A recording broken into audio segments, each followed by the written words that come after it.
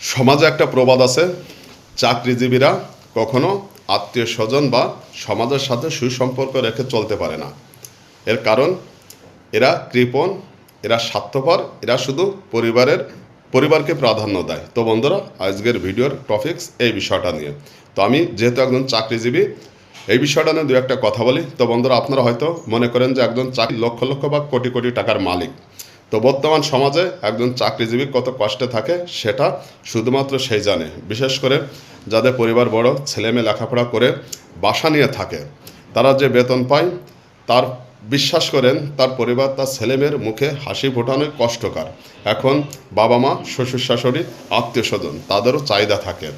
এখন যে বেতন পায় সেটা দিয়ে বাসা ভাড়া এবং পরিবার, ছেলেমেয়ের টিউশনি, সব জায়গা, বাসার আপনার পানিয়ালাকে পর্যন্ত বোনাস, বকশিস এইগুলো জন্য সে পাগল হয়ে যায়।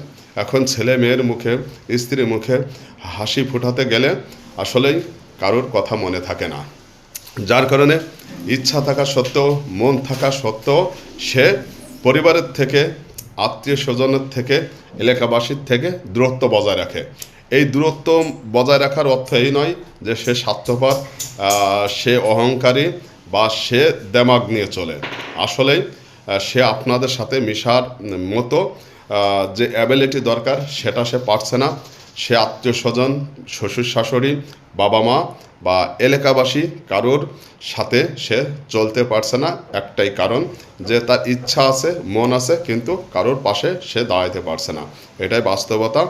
সুতরাং যার যার অবস্থান থেকে চিন্তা করবেন যে আমি কেমন, আসলে আমি কেমন এটা আপনারা জানেন। এরই পরেও আমি কেন আপনাদের সাথে যোগাযোগ রাখছে না, খোঁজখবর নিচ্ছে না, এই বিষয়টাও আপনারা বোঝার চেষ্টা করবেন। তো বন্ধুরা, আশা করি আমার ভিডিওর মাধ্যমে আপনাদেরকে একটু হলেও বোঝাইতে পারছি যে যারা সরকারি চাকরি করে তারা কেন ঈদ অথবা কোরবানির সময় এলাকার লোকজন, আত্মীয় স্বজনের সাথে যোগাযোগটা কম রাখে।